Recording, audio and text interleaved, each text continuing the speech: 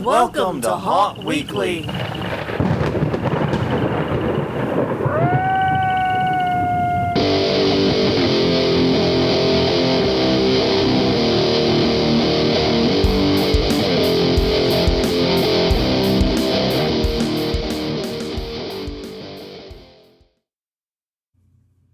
Hello, everyone. I'm Jonathan. I'm Crystal. And this is Haunt Weekly, a weekly podcast for the haunted attraction, haunted entertainment community. Whether you're an actor, owner, or just plain aficionado, we aim to be a podcast for you. And we return to you this week with complicated math.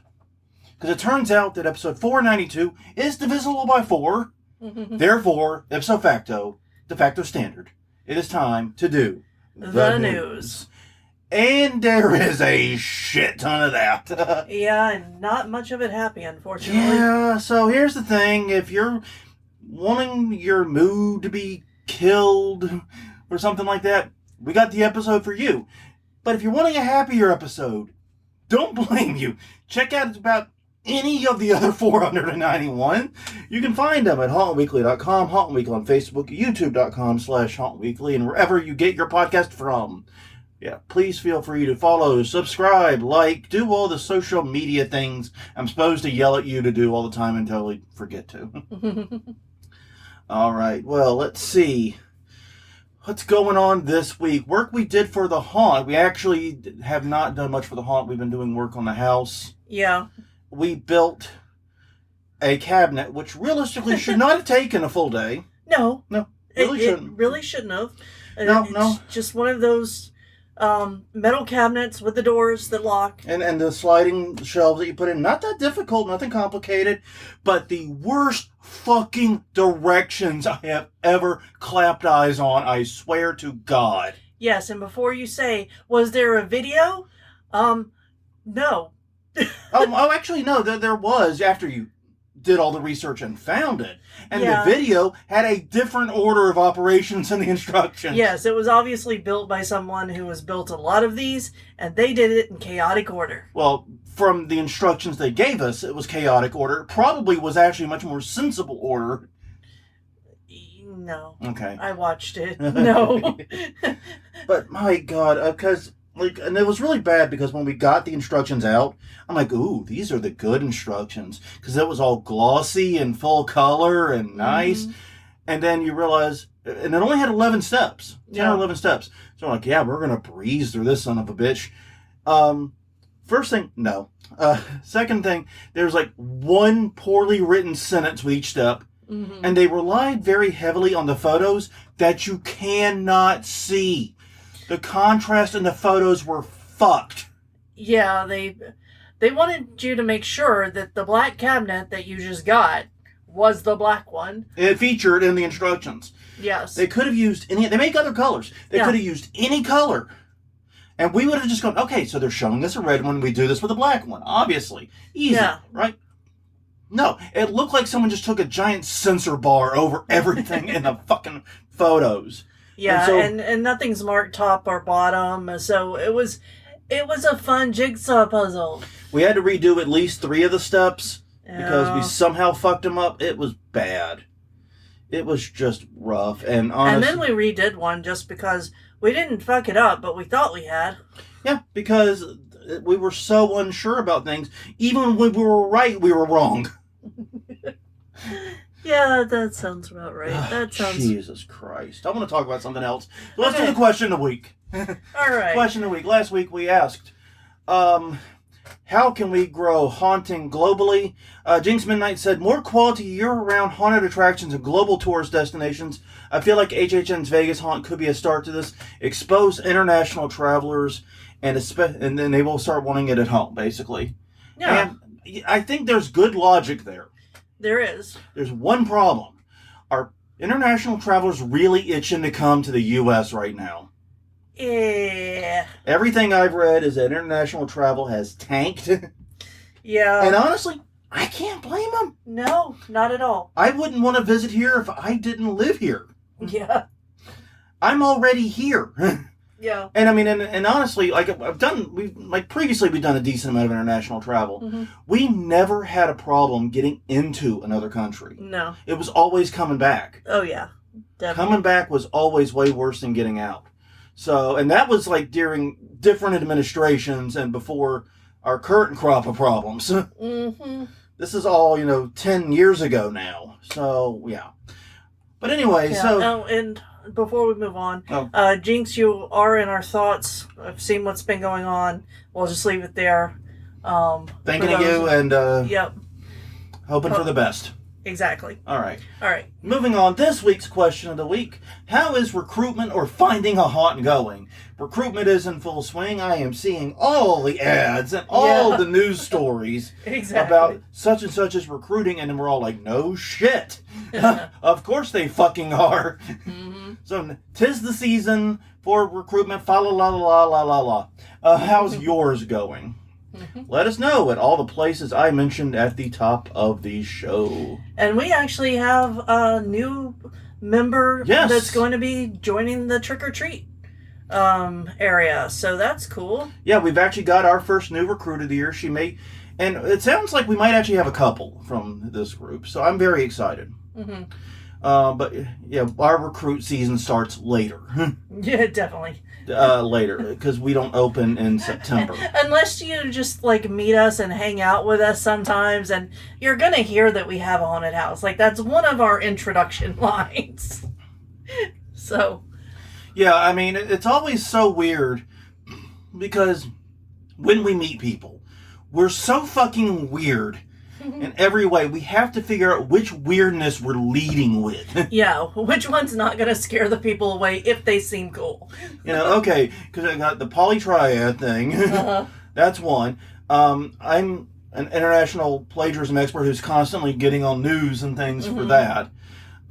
We have the haunted house. We have the yarn store. I mean, it's which weirdness do we lead with? We're like a vegan marathon runner trying to figure out which we talk about first. Anyways, conference reminders. Let's do conference reminders. Before this train goes too far off the track. Crystal, that is too late. July 26th and 27th. It is coming up soon, folks. It's Texas Haunters Convention. It will be at the Irving Convention Center. Featuring a trade show floor, haunt tour with dark hour, game night, TexasHauntersConvention.com for more info. All right, after that right around the same time. Actually, it is the same time. Yeah. July 26th and the 27th. If you're West Coast and Fresno, California, it's Hauntmare Expo at the Fresno Fairgrounds, featuring 5 haunted attractions, 3 escape rooms and a rage room, special guests, and a horror panel. HauntmareExpo.com for your details. August 8th through the 10th, it's the Ha Event 3. That's the Haunters Against Hate event. It will be in Lexington, Kentucky at the Crown Plaza. Many celebrity guests, trade show floor, drag shows, lots of fun events to go to. HaTheEvent.com for more info. Definitely an excellent event. Cannot recommend enough. And also I can say the same for Texas Haunters Convention too. We've been to both. Yes. And they both were wonderful. All right. Finally this week, August 15th through the 17th, it's Midsummer Scream at Long Beach, California, the Long Beach Convention Center. The Hall of Shadows, newly expanded according to something we will be discussing in a minute. The Screening Room, the Screaming Room for movies, tons of celebrity guests, midsummerscream.org for more information. The Hall of Shadows is definitely a bucket list item for me. That is something, if I ever can get my ass out to California at a good time, I have to see. It was almost going to work out. Almost, yes, it almost did. It almost happened this year for you. It did. I may be going to California for a work thing in August, but they moved it now to the point it's going to be the week before Labor Day, so it's the very end of the month. Yeah. Which, boo! Boo, these people! But that does mean that we get to see Psycho stick together. Yeah, okay, fine. So there's a give and take there. Bright side of life, blah, blah, blah. All right. So, anyways, as we said, 492, episode of Visible 4, time to do the news. And unfortunately, there's nowhere else to start, really, is there? Other than revisiting the Field of Scream story. Now, we talked about it at some length previously when we did our episode on Haunt Red Flags. So we're not going to talk too much about the story so far. Instead, we're going to sort of talk about what's happened since then. including, and in fact, we've been delayed in recording this because of some scheduling conflicts. And, well, yeah, basically, I recorded another thing last week that took 10 hours. yeah. I was hoarse by the end of the day. Yeah, she was not useful for talking. Yeah, and that was the day that we were going to record originally, but it came up in a work thing. It's like, you've got to do this by tomorrow. It's like, all right. And at the end, there was just no hope. Yeah. But anyways, so the whole thing, as we know, kicked off originally by an article by Anne Rajat at Spotlight, PA. And like I said, we talked about it in episode 490 pretty heavily. But to make a long story short, too late, dozens of volunteers at Field of Screams in Pennsylvania have claimed been victims of various types of sexual abuse by managers and other volunteers. Yeah. Field of Screams has said the claims are quote-unquote unfounded, but they canceled a recruiting event that actually they just reposted and are doing in August now. Yeah. And there's been a new Facebook group that is launched where other survivors and other volunteers are coming forward with their stories. And there's also a petition on change.org to shutter the haunt. Yeah, and as far as we can tell, as of right now, there are no legal charges against the haunt or anyone at the haunt. Yeah, and it's unlikely that there will be, given the nature of a lot of these. But it seems like a very unhealthy environment for people to be in. And the worst part about it is that Field of Screams became unabashedly and completely aware of the issue in 2020. Mm-hmm. There is no doubt that they knew about these problems in 2020 and did not get rid of the people who were the problem. Yeah. Especially this one person that was the target at that moment. But yeah, that's the really bad part of it, is they have just basically said that, these claims are unfounded. They're not taking it seriously. They've not even really responded in any meaningful way to it. Now, since the story broke, there have been 2 additional articles, or 2 additional events, if you will.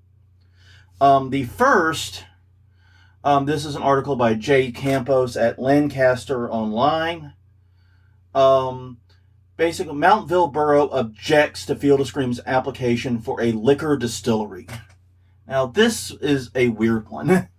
They have the right to sell alcohol on site. They have a bar, the Chainsaw Bar, that they sell alcohol at. They were applying to become a micro distillery / brewery. They wanted to make their own alcohol. Yeah. Now, the application is actually with the state. So this does not guarantee it will be rejected. They can ignore this, but it represents one of the first times that the local government has done anything against Field of Screams. Yeah. Yeah, because usually they just get a pass on what they want to do. Yeah, that's been one of the complaints repeatedly, was the local police and the local government just kind of lets them do whatever and grants them whatever they need in order to do it. And so there's been no oversight, but the council objected 4-1. There was no discussion of the sexual abuse allegations at the event, but they did cite lots of concerns over the existing alcohol sales, in particular overly drunk customers, security, things like that. So basically you already have alcohol on the premises, and there's already problems. There's already problems. Why are we going to give you a license to take that a step further? Yeah, exactly. I think that's the basic problem here. So it's not directly related, but it does. The allegations push this into a different light. Definitely. Yeah. And honestly, if they knew they had problems with the existing alcohol system, it seems like you would want to fix what you have rather than try to expand it. You would. I mean, that's just logic talking, right? Exactly. Okay. That is exactly right. And the second story, which unfortunately broke and is not in our notes, so I apologize for that. A second article by Anne Rajat came out, once again, Spotlight, PA, highlighting the fact that Field of Screams played very fast and loose with its obligations under Pennsylvania law. Basically, under Pennsylvania employment law, they can use volunteers because they are an agro business and they fall underneath this agro entertainment business. It's a weird exemption and it fucking sucks. And I believe that there is an ethical obligation to pay your fucking actors if you are not a full-on charity haunt.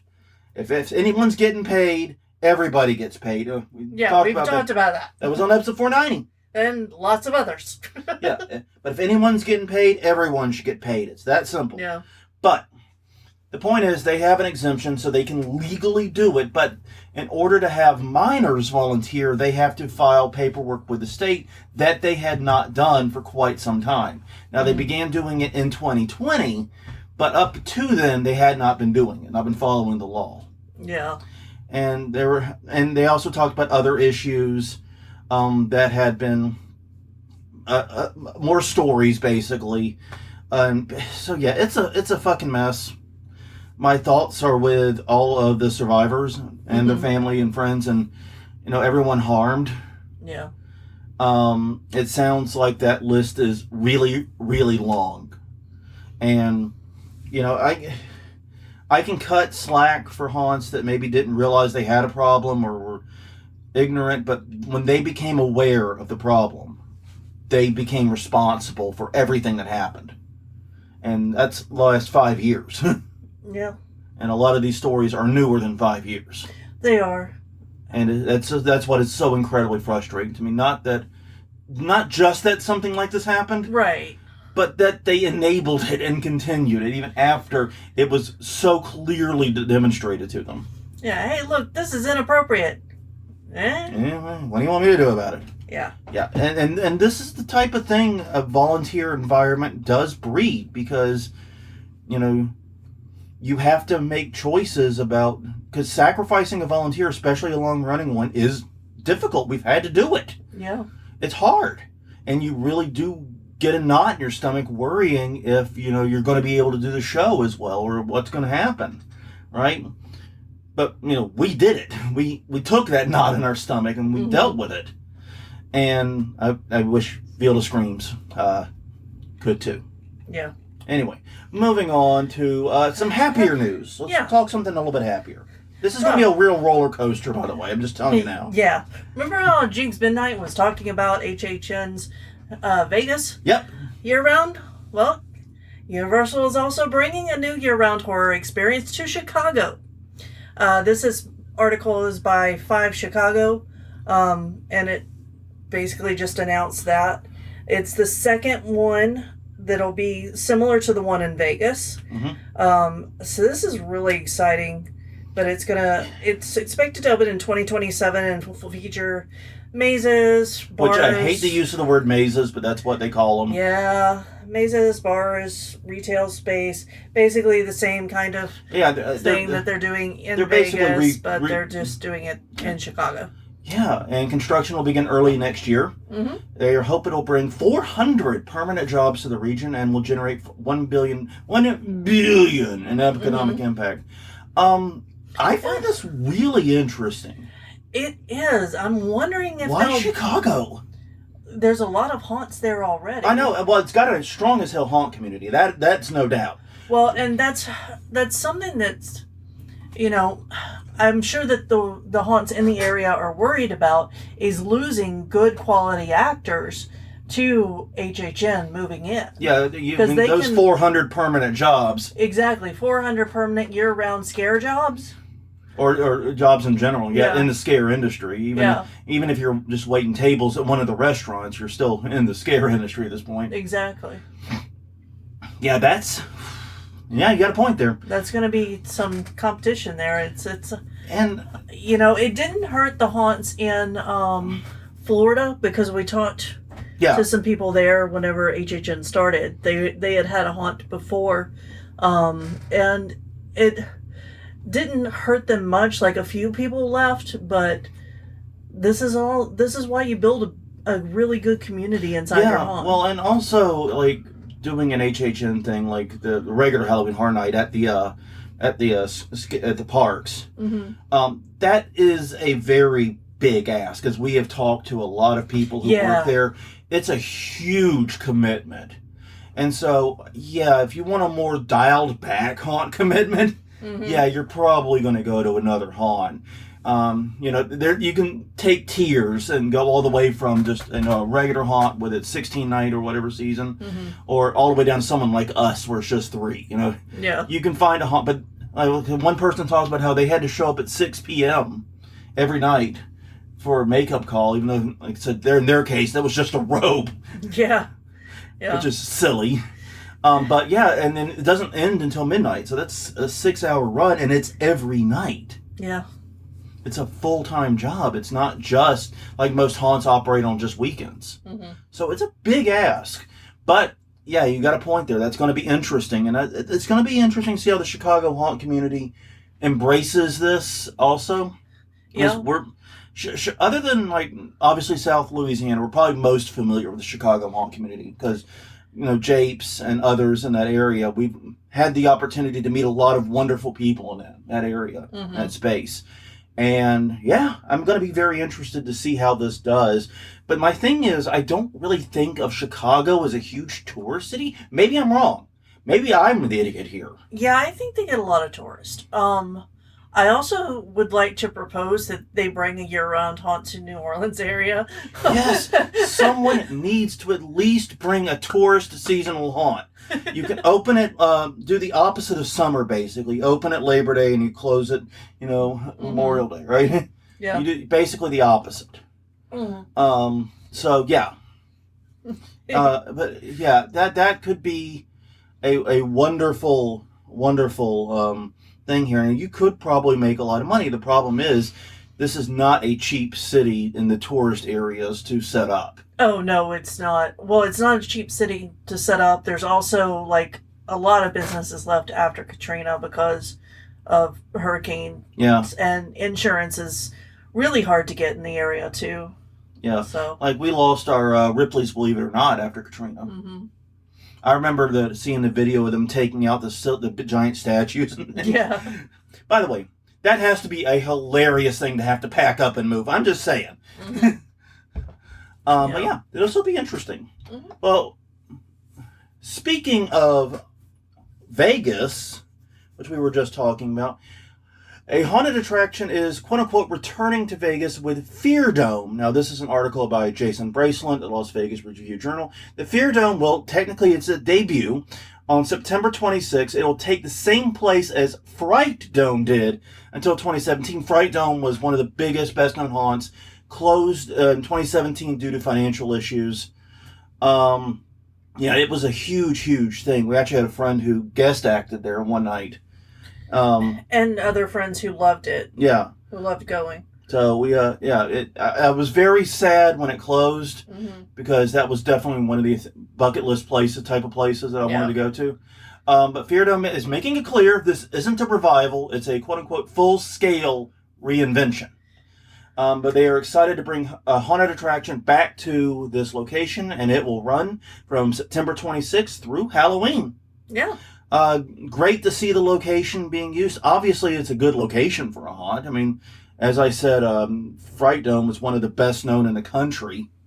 I'm super happy, and I wish them all the success in the flipping world. All right. Freakling Brothers Horror Show is putting its 2025 season on pause. Once again, Vegas. Yeah. Yeah, and this article is by Justine Verostique at Fox 5. So yeah, in Vegas, they're planning on revamping everything for a new experience to open in 2026 season. Replacing the Castle Vampire, their longest running haunt. Is the Castle Vampire a vampire? I hate it when people spell vampire that way. I don't know. It's such a... please, sorry. It's okay. They just wanted to seem fancy. I don't... there were so many things I had to look up the pronunciation of for that thing last week. And then, I rolled the R on one of the words, and then they're like, I like the flair that you gave to that word, but you have to re-record the whole slide because it's not right. It's great. Yeah. I would just read the entire thing like Tony the Tiger. It's a great. Exactly. Yeah. But But anyway, the new haunt is expected to be announced on Halloween of this year for opening next year. Yeah. Castle Vampire is their oldest and longest running haunt, and they said they wanted to take the time to replace it right. Mm-hmm. You know what? Good on them. I know this is a big risk and a big expense, but man, I think they're doing the right thing, honestly, because you definitely don't want to half-ass something this important. Mm-hmm. So I agree completely with that. So another haunt that seems to be facing trouble. This is an article by Audrey Medina at the Waxahachie Sun. Yeah, I got there. Yeah, Waxahachie. It's actually very phonetic. Yeah. But basically, in Waxahachie, Texas, resident Alex Lohman, who's also the owner of Big Blue Truck LLC, wants to open a new haunted attraction in the area. However, the Planning and Zoning Committee rejected his plan, citing concerns over infrastructure and logistics. The City Council could still overrule that decision, so there's still a door open, so to speak, on this. But the biggest concern was over parking and fear that crowds could create traffic and safety issues. Lohman says he intends to continue to try to open the haunt. This is a good example of the difficulty of trying to convince towns and cities and counties and other, planning officials that a haunted attraction's a good idea. Mm-hmm. It's a tough sell sometimes. It is. So I guess, he's probably looking at how to address all of the issues that they brought up. Yeah. And resubmit a new plan. Yeah, and it's kind of hilarious because we did that episode eons ago on parking. Mm-hmm. And, when I came up with the idea, we were like, there's no way we're going to get 50 minutes out of parking for a haunted house. There's no way. There's no goddamn way. It's a fucking field, all right? You put a few lines on it and call it fuck. No, it turns out there actually was a lot to talk about there. Mm-hmm. It's one of the most important things because it's what's literally holding up this one of the things literally holding up this haunt from even coming into existence. Yeah. So yeah, I wish him luck. Yeah. All right. More problems. Terror on the Trails has canceled. This is in Evansville, Indiana, and the article is by Zariah Cole at 14 News. Neighbors are relieved that the year-round props are coming down. It's not opening this year because it has experienced exponential growth in recent years, and the homeowners in the areas complained about the year-round decorations and the large crowds, and said that they had oh gosh, sorry. All right. But it led to a challenge managing hundreds of volunteers and community concerns. So this sounds like a home haunt that just got way overgrown. Yeah, and I know that fear.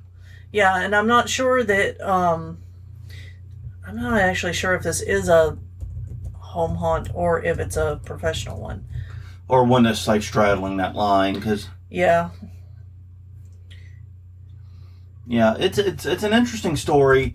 It does sound like they have really grown, and that's one of the really weird challenges when you, because a lot of events, especially in neighborhoods, can fly under the radar, even when they're being fairly large.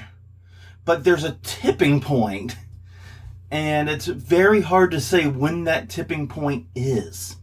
Yeah. Because there's a tipping point, and they've studied this with traffic. It's weird because, like, if you have a traffic jam, you don't need to take half the cars off the road. If you take like 10% or 5% of the cars off the road, the traffic opens up. It's an exponential curve as to when you hit that wall, and that's one thing I've always worried about with our haunt, is getting to the point that we hit that hockey stick curve, and now we're creating more problems for the neighborhood than we're worth. Yeah, and I will say that it is a home haunt. Okay. So, but yeah, so yeah, it's It's sad, but an understandable thing. Honestly, I hope they are looking at finding a new location where they can grow because, I mean, obviously, people are enjoying what they do. Yeah. There is a fan base there. There is, and, they wanted to emphasize that they did have some code violations, but code enforcement is not the issue, not shutting down. down. This is their choice. Yeah. They're still hoping to address the community concerns, but yeah. Mm-hmm. All right. Next item up for bid. Oh, is it my turn? Okay. Field of Screams. A different Field of Screams. This one is in Olney, Maryland. I so want to say only Maryland every time I see it. Olney, Maryland, not the one in Pennsylvania we've been talking about previously. And this article is by Max Schaefer at Bethesda today.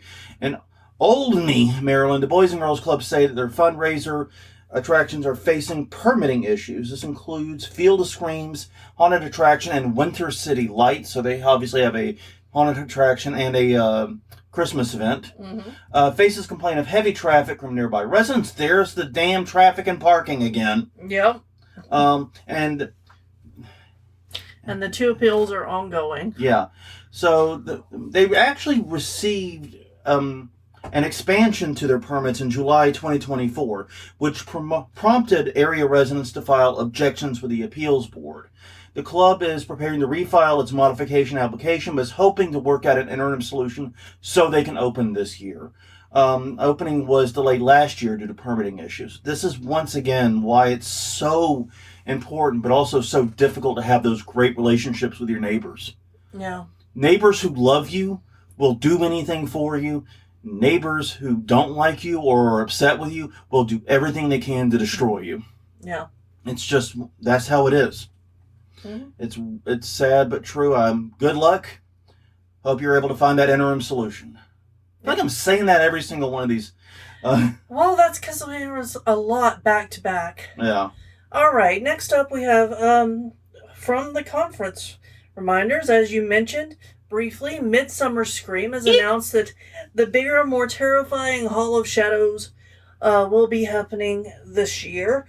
This article is by Mike Wilton at the All Hallows Geek. It will feature Le Carnival du Diable and the Devil's, which translates to the Devil's Carnival. I wonder if there will be any theming from the movie. And then we'll combine the efforts of over a dozen different attractions, a pop-up bar, and more. Lionsgate is also returning to the Hall of Shadows for the sequel to its effort last year, Lionsgate Fear. Like Gears of Fear, yeah. 2, Stranger Danger, which, I know the Gears from Lionsgate because we watch Repo so often. Yeah. And Devil's Carnival is another... is it Lionsgate? I don't know if it is. But it's the same director, yeah. I was saying it's the same director. Yeah, okay, fair enough. Yes. But yes, it's they were last year the first movie-themed entrance to Hall of Shadows. Yeah. I wonder if Lionsgate is going to try to find some way to do something like an HHN. That would make a lot of sense, because Lionsgate is the only company with extensive horror properties I can think of that has not attempted any kind of licensing. Yeah. That I've seen to haunted houses. I mean, it's kind of weird. It is, because they have the Saw movies and they have done some things with like escape rooms. Mm-hmm. But I don't think they actually license. Maybe I'm wrong. Maybe I'm not. There's something I'm missing or forgetting. But I don't remember it being licensed for a haunted house. Now, plenty of haunts have obviously infringed upon it. Yeah, we've seen Jigsaw a few times. More than a few. But yeah, so I don't know. It's interesting. But speaking of licensing, Art the Clown is heading to Halloween Horror Night. This is an article by Jonathan Grass at WFTV. I keep on WTF. God damn it, Jonathan. My brain is okay. Anyway, come on, focus. Yes, Universal Orlando has announced that Terrifier will be coming to HHN. Art the Clown will feature in one of the HHN houses. He will join current and confirmed Houses include Jason Voorhees, one centered around Jason Voorhees, a Fallout-themed one, which we talked about in a previous episode, and 2 original attraction, Grave of Flesh, which just sounds gross, and El Artista, a Spanish haunting, which I'm very curious about. Yeah. HHN will run from August 29th through November 2nd, and there will be 10 houses in total, so we do not know all the houses yet, but Terrifier, Art the Clown, will be one of them. Yeah, and we know that, lots of people like him, and he had a recent movie, so... Yeah, I mean, I got to admit it, it's definitely a hot property right now. Mm-hmm. And I may not get it. I thought it was I saw Terrifier 1, I thought it was a fine movie. Mm-hmm. But I did not think it would become the next huge thing. I guess I was wrong. Anyway.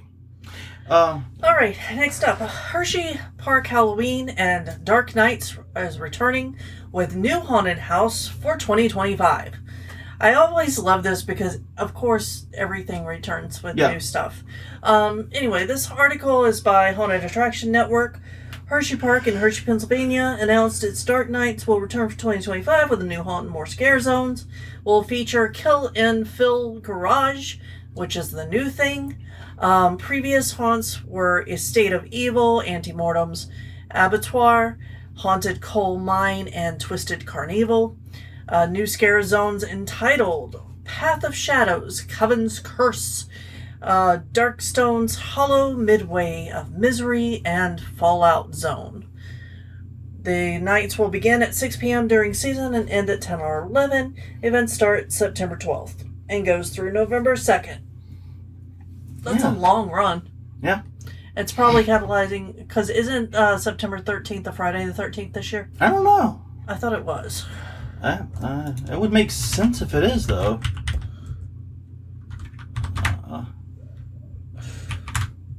Let's have a quick look here. It is... We're doing it live. Doing it live, baby. No, it is not. It is a Saturday. Oh, okay. Maybe it was last year that everything was opening early for Friday the 13th. Well, I mean, and the thing about it is, like, opening on Friday the 12th is still kind of funny. Mm-hmm. You can do the disappointed Jason t-shirt. So, Fear Farm Haunted Fairgrounds will open this fall in a brand new location. This is in Scottsdale, Arizona. This is an article by Nicole Gutierrez at ABC 15. Fear Farm theme park will open in an all-new location. It's owned by 13th Floor, and the haunt is relocating to a brand new venue. That is about all we know. They do give you the geography of where it is, but I've never been to Scottsdale, so I have no idea the import of it. Mm-hmm. It's just they moved from this street to this street. Mm-hmm. Okay. Yeah. Cool. I don't know what to do, but it is interesting that a 13th Floor attraction is relocating. Yeah. You don't see that a lot. 13th Floor in particular seems to be pretty stable about their locations. Yeah, they seem to buy up haunts that are struggling and keeping that location. Yeah, because I'd always thought one of the things the 13th Floor did was purchase the location, basically. Yeah. So that's an interesting decision here. Yeah, but we know that they don't always purchase the location because New Orleans Nightmare. Yeah. Isn't it 13th Floor now? Yeah, it is. Okay. Yeah, because they don't own that property. They don't? No. Oh, I thought they did. No. Oh. House of Shock was renting that. So there was no way they could sell it because it wasn't theirs to sell. Well, fair play. All right. Yeah. Well, our final story is a sad one again. Yeah, it is. Edward Terribus, the co-founder of Terribus Haunted Attraction, has passed away this past month. This is an article by the Haunted Attraction Network. Edward Terribus was co-founder of Terribus, the very famous haunt in the Detroit area. Mm-hmm. He, along with his brother Jim, founded Terribus in, well, it's like I said, Detroit area, Pontiac, Michigan. They recently expanded to include escape room and an oddities museum. We actually covered the opening of the oddities museum when it happened. I remember that. We did. And we also saw this on Facebook, too. Yes. So. Oh, yeah, this has been all over. Yeah. Yeah, it was very sad and sudden when it happened. Nobody expected this. Yeah. He was also the founder of Fear Finder magazine. Mm-hmm. which promoted haunted attractions in the area. Obviously, he'll be dearly missed by everyone in the industry. Terribus is legendary, and it's legendary because of him and his brother. Yeah. So, and they are, at this point, I did see that they are still recruiting for this season. So it does not look like there are any plans to shut down this season. Yeah, I'd imagine not, but yeah. You never know. It's true, you never know. But I'm glad to see the haunt is moving forward, and I think that's exactly what Edward would want. Yeah. I know it's what I think most haunt owners would want. You know, we do this out of love. We don't do this to make money or find fame. There are much easier ways to do both of those things. Well, on that note, everyone, thank you very much for joining us for the past 40 or so minutes. It's been wonderful having you. Hope this was helpful. I hope you learned something.